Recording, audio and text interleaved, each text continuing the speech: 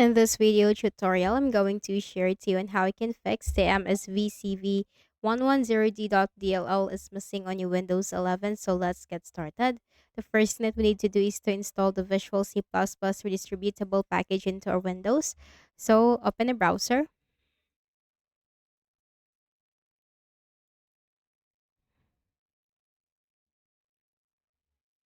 okay, and simply search for Microsoft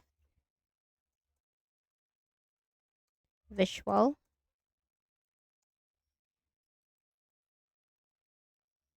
okay, and hit enter. Click on this from learn.microsoft.com and then scroll down and you'll find the download link depending on the architecture of your Windows. So check first the system type. Go to the Windows search bar and type system information. Click on it. Check the system type and then download the link that corresponds to your system type. That will be downloaded from here. Okay. So wait for that to be downloaded.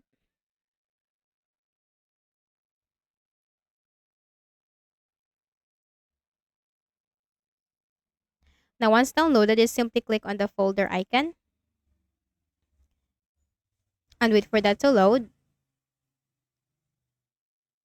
Then double click on that. And make sure to check the option I agree to the license terms and conditions and click on install. Wait for this to be installed into your Windows. And once this is installed, just do not forget to restart your Windows. So right click at the start button, shut down or sign out and restart your Windows. Then the next thing that we can do is to run the system file checker scan. So how can we do that? Just simply go to the Windows search bar and type CMD. Click the option Run as Administrator in the right pane. In the elevated command prompt window, type SFC space / scan now. The command will be posted in the description box below, so do not worry for that. Hit enter. The system scan will begin, so simply wait for the process to be 100% completed. And once this is 100% completed, type exit in the command prompt window and just also consider restarting your Windows afterwards. The next thing that we can do is to try to reinstall the program that is giving you the error. So if you're facing the error with a certain program, let's say for example with the Firefox, so try to reinstall that. Click on the start button and go to settings. From the list of options on the left pane, click on Apps. Click on Installed Apps. And here we need to locate for the application that is giving the error.